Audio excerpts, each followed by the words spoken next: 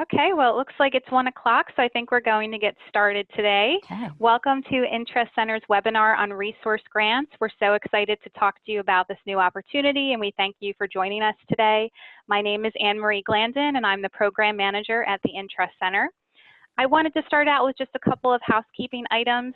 First, today we want to give a brief overview of the Resource Grant Program.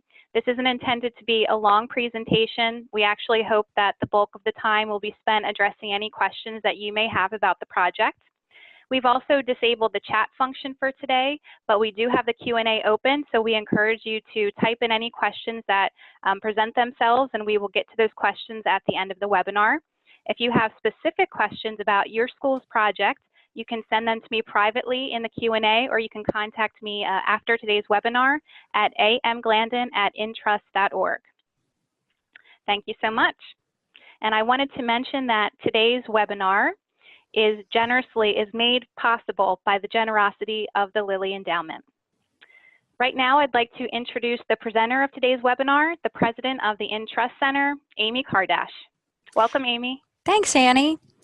It's really great to introduce the Interest Center resource grants to you today. We're really excited to do so. And I'd like to welcome last time I checked, over 70 people and counting who tuned in for the webinar. We had, I think, over 170 people expressed interest and register for today's event.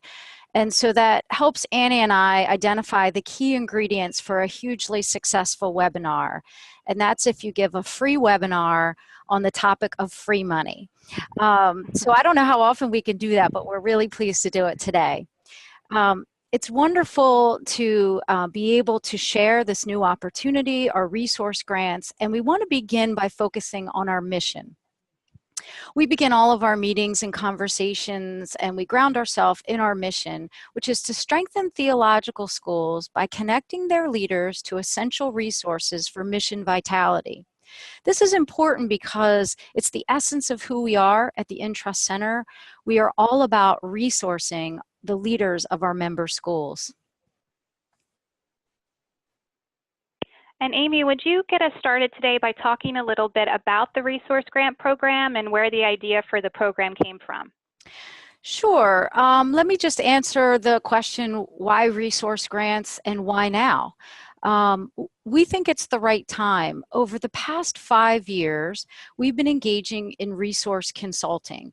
Essentially, resource consulting is where we connect the leaders of our member schools to resources to help them address a need or a challenge or explore an opportunity. And through that, we've learned a lot about how schools use external resources, combine them with their internal assets and talent, and then how this actually can bring about some type of change or renewal on their campus. We've learned that resources can aid in a school's learning journey, can aid in them building communities of learning. And so the resource grants are just an extension of that. It's a means by which we can allow a broader audience to engage in resources, and it will also allow the Interest Center to learn about those experiences at a deeper level and share that with the broader community. So we feel that resource grants can be mutually beneficial. Great, thank you.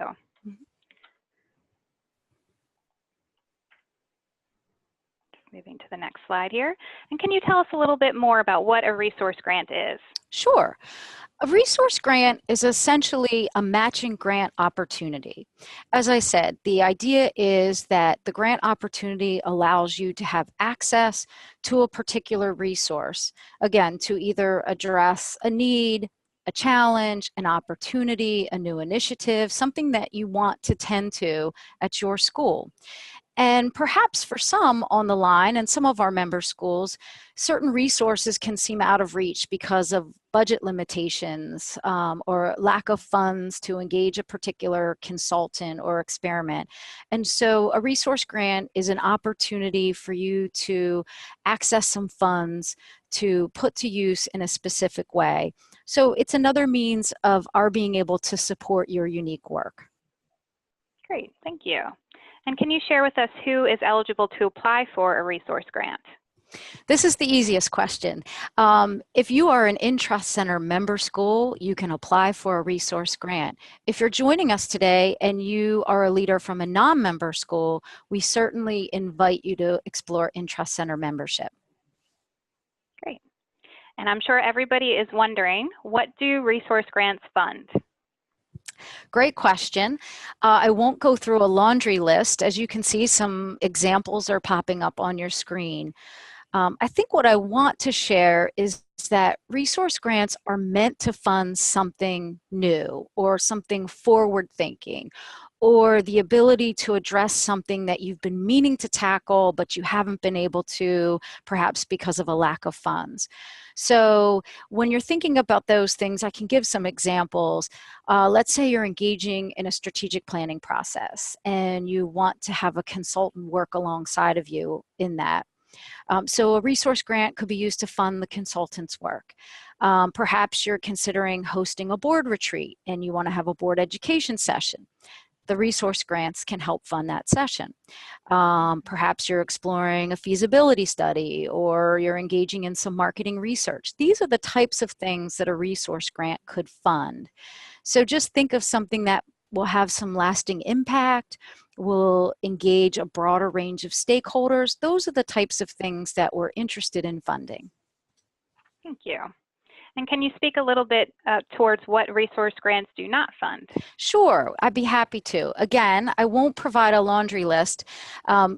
After this event, you can visit our website and you can click on resource grants under resource consulting, and you can find a full FAQ with lists of what we will and won't fund.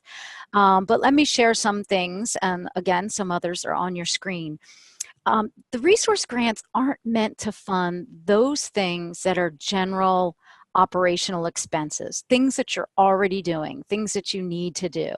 So things like salaries or meals or office supplies or staff events, those aren't the types of things that we'll fund in a resource grant. Now, there could be examples of things that might fall into those categories that we could fund. So that's why Annie shared we want to really look at each request in a unique way. So perhaps you're having a board education session and that's happening over dinner and you're all watching a same webinar and you're having a discussion over it. We could possibly fund that. Perhaps you're having a particular marketing piece customized for a donor appeal. And so that might not fall under general office supplies, it's more of a marketing piece. So you could see how there'll be some exceptions, but generally think something new, forward thinking, something that has impact. Great, thank you. Mm-hmm. And how much can a school request? Sure, great question, and I'm sure this is the one everyone's interested in.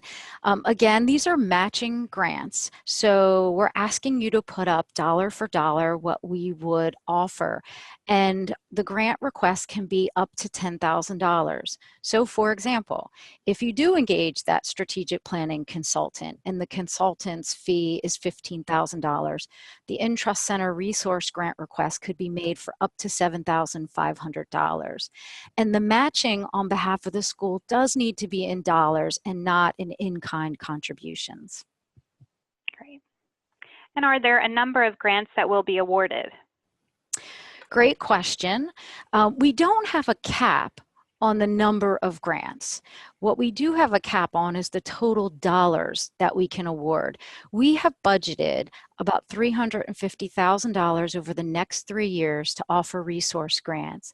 So we envision granting a third of that in 2018, but recognizing that the types of requests and the dollar amounts will be different school to school, that might vary how many grants we award in a given year. Great, thank you. How does the grant process work and how long does the process take approximately? Sure, I'm sure a lot of the viewers have questions about the process itself. And again, this information all available on our website, so don't feel like you need to take down word for word what I say. But what we're excited to do is open the period of the opportunity for you to submit letters of inquiry. We will be accepting those letters until April 15th. So that's the first deadline. We are not looking for any part of this grant process to be cumbersome for you. We are looking for it to be an opportunity for you. So in the letter of inquiry, we aren't looking for pages and pages of documentation. We're looking for, what is it that you're hoping to achieve? What type of resource are you looking to engage? Approximately how much do you think the resource will cost? Who on your campus will you be engaging in the process? So which stakeholder groups, faculty, board, administration, combination? And then what are your goals? And what are you hoping to achieve? And so we will receive all of the letters of inquiry. Our committee will review those, and then we will make decisions by the end of May. And then we will invite applications. And we hope that all of the applications will be in by the end of July so that we can make the grant awards. Great. And for those who may have joined us after 1 o'clock, I just wanted to mention that we have disabled the chat today, but if you have any questions, feel free to type them into the Q&A box and we'll get to them shortly.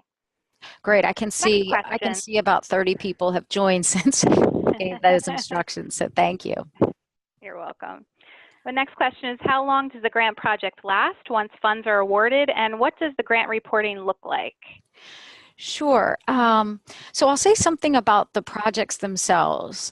We see this varying school to school based on what it is that you're working on. So we don't have sort of hard and fast rules for the process, with the exception of, we envision that there are some applications and grants that will be short term, so some that might just be a couple of months, and some that might be longer term, depending on who you're working with, how long of an engagement it is. So it could be up to a year.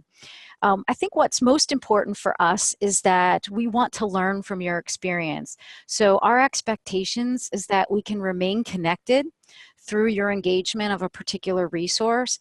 That connection could look like a phone call. It could look like an email exchange.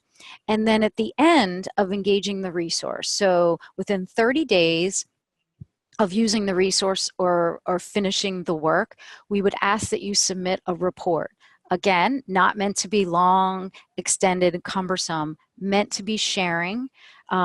Did the resource engagement meet your expectations? Was there learning? Was there impact? What are your future thoughts around goals and what you'll do next? And the whole reason for this, of course, is so that we can understand how your community engaged this particular resource, what the value was, and so that when another school is interested in a similar resource, we can share that learning. Great, thank you. And Annie, let me just say in closing, if I may, that sure. The whole, as I started by talking about learning communities, we really feel that the resource grants are this opportunity to broaden the community of learning. And so we will share in our magazine, in our webinars, in our e-newsletter, and in our own resource database as we update our resources, all that we're learning in this process to the benefit of our full Intrust Center membership. Great, thank you so much. And now I think we are going to turn to some of your questions, and I see a few in the Q&A box. I'm directing my eyes off of the webcam for just a moment, just to look over. The first question that we have, Amy, is, are the grants open to member schools in Canada? That is a yes. I like an easy first question. Yes. The next question is, what is our web address? Well, that's an easy one too. So I can see who that's come from. I'm happy to tell you it's www.intrust.org. But I'm sure there's a way that we can email everyone a link to the resource grants and FAQs after this. So you'll get that in your email. Yes, and please feel free to check our website around 1:45. That's when the actual resource grant information is going live. Oh, yes. And should anyone have questions about that, please feel free to reach out to me about that. Okay, another question we have here, Amy, is this a one-time initiative or are there opportunities to apply next year as well? Yes, great question. It's a 3-year initiative. So 2018 is the first year. We will be offering resource grants in 2019 and 20. We could possibly be offering them beyond that time. It's just that our funding is for the next 3 years at this time. So if this is something that's of interest to you, but you recognize given your calendar that ideally this is really going to be better fit for 2019. So that's absolutely fine. Make a note in your calendar to follow up with us in December and we can talk about opportunities in 2019. Okay, great. And this question came in from someone who joined us a little bit late, and he or she would just like to know exactly what grants we're discussing. So maybe you could just say a word again about what a resource grant is. Sure. So very briefly, for those of you who have been on the line, who have already heard it, resource grants are matching grant opportunities to engage an external resource. What do I mean by resource? A resource could be a consultant, it could be an organization, it could be engaging a partner for some initiative or experimentation. It could be a board retreat.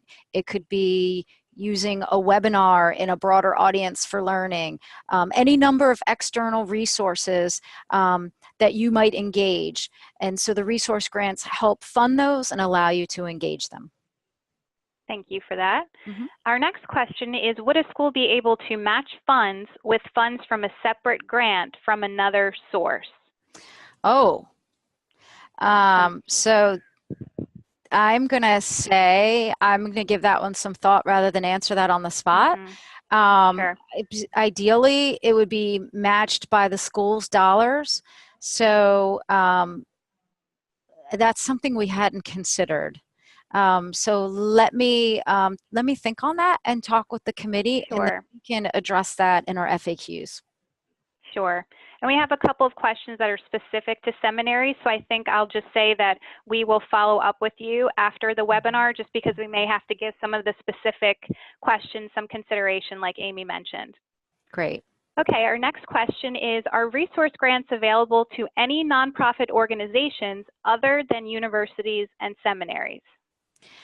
So the quick answer is the resource grant opportunity is available to Intrust Center member schools.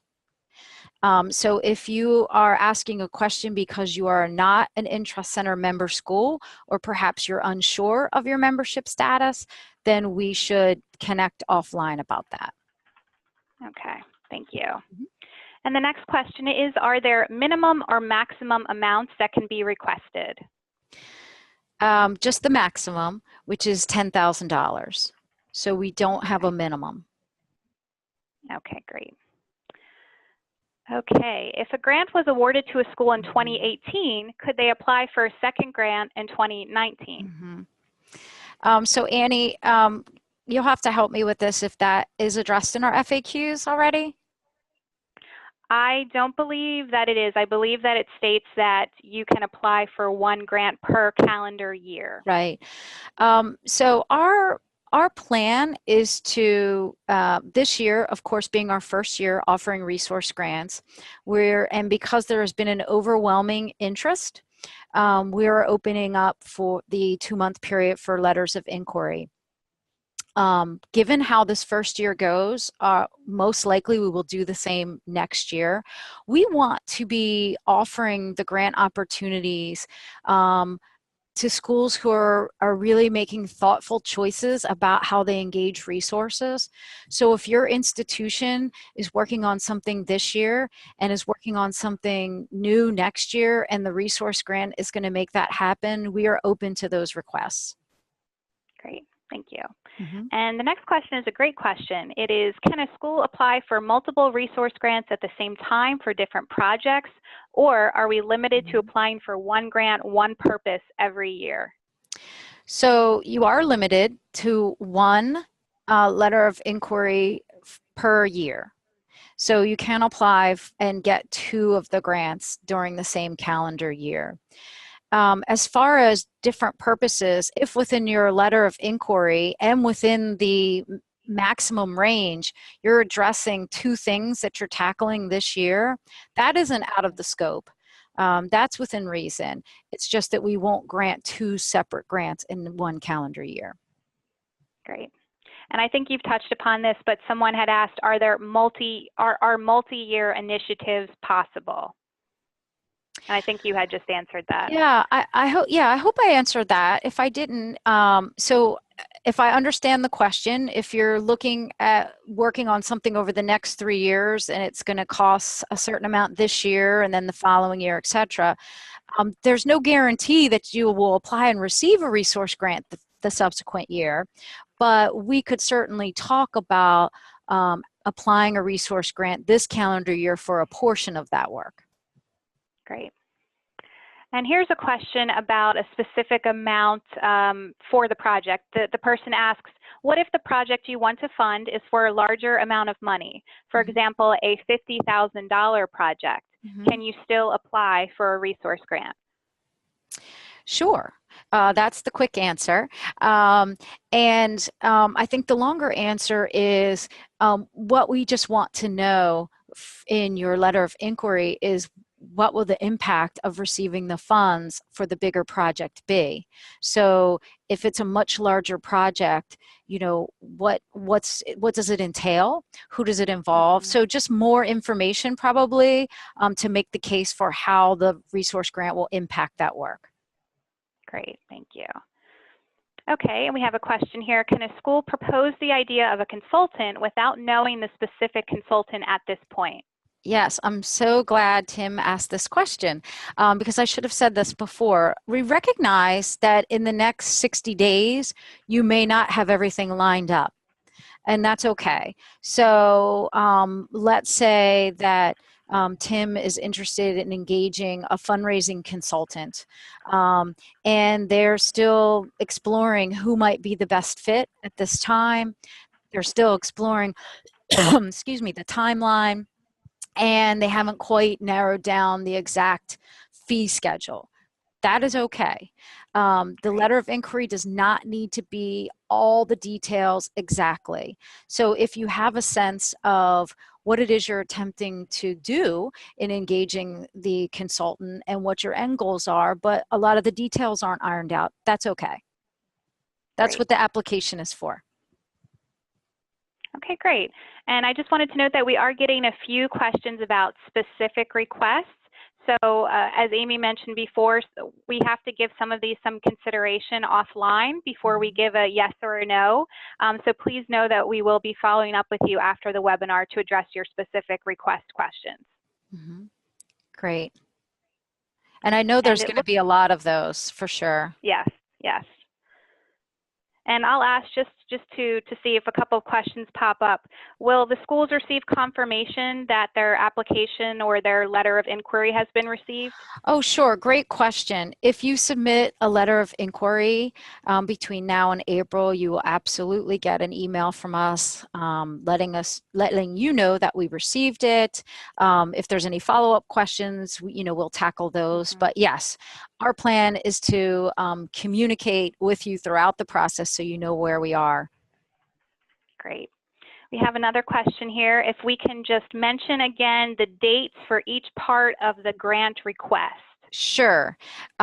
Yes, happy to do so. And also we'll link you to the FAQ so you have those in writing. But letters of inquiry, we'll accept those until April 15th. And then we will take about 6 weeks to review those with our committee. And then we will invite applications by the end of May. So we're thinking probably by May 30th, we will do that. Okay, looks like we have a couple of more specific questions that we'll probably handle offline with those individuals. But we do have another question that popped up. If the entire amount is not used for the planned request, does the money get returned to you, or can it be absorbed into the project going forward? That's a really good question, Carlene. So Our hope is that by the time we're at the application process, that you know the cost of the resource. So we might have to talk specifically offline about why there could be a variation in that cost that's significantly less after the application time. Um, and then what would happen specifically if, I mean, we don't have any interest in having the monies returned to us, although we need to be good stewards of the fund and have the funds used for the purposes intended. So I think if any school or leader is in this situation, we would have to talk about it specifically at the time. Great. We have another question that came through. What if a project is already underway? Can you still apply? Or does it have to be a project that will not start until after the funding is in place? Yeah, that's a good question, Betty. Um, so um, and knowing you and what you do, I probably have a little bit more information, but it depends is probably the safest answer. The idea is mostly funding something for the future, but you could have just launched something that is very forward focused, and this grant could help you achieve a piece of that.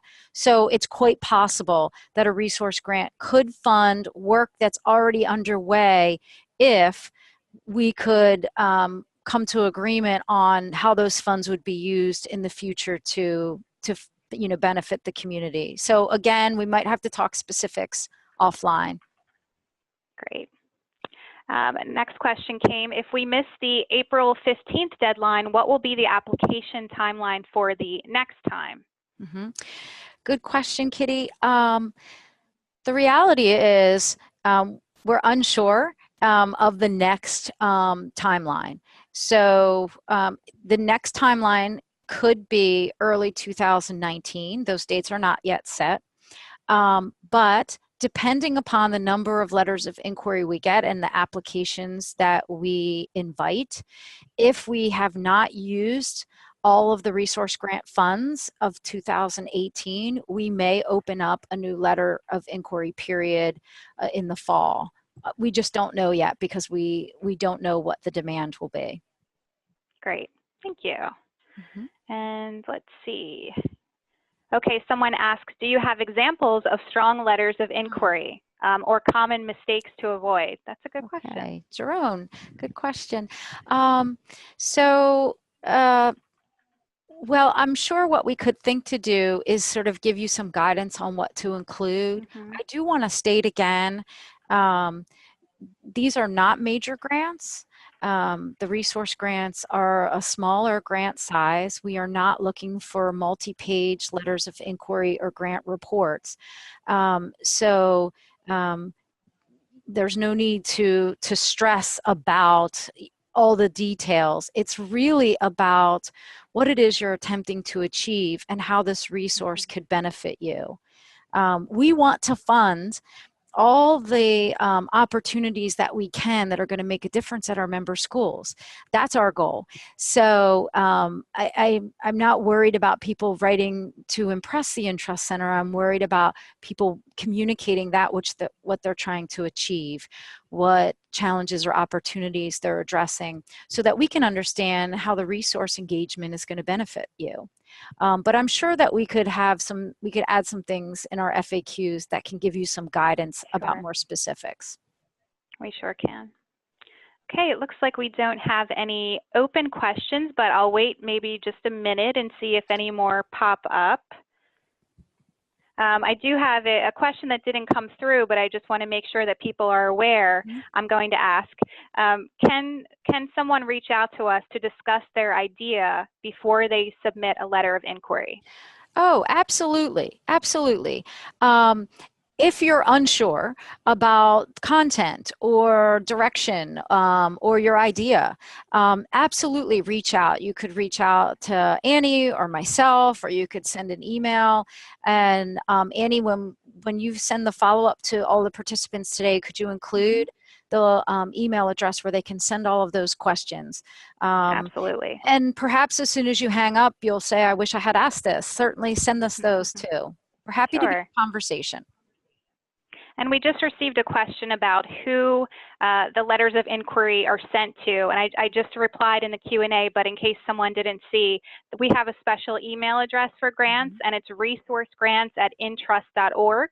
And again, all of this information will be posted on our website very shortly.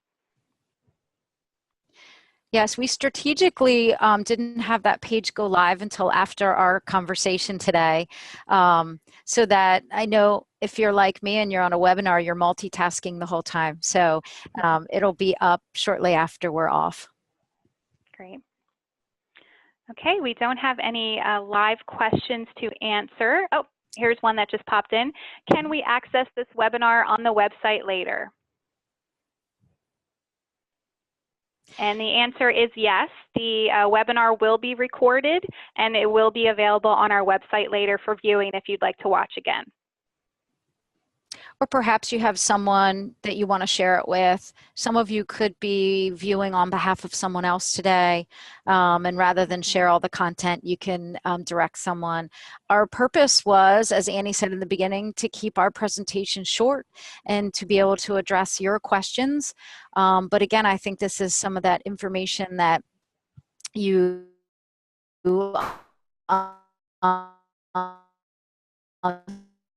settles in with you after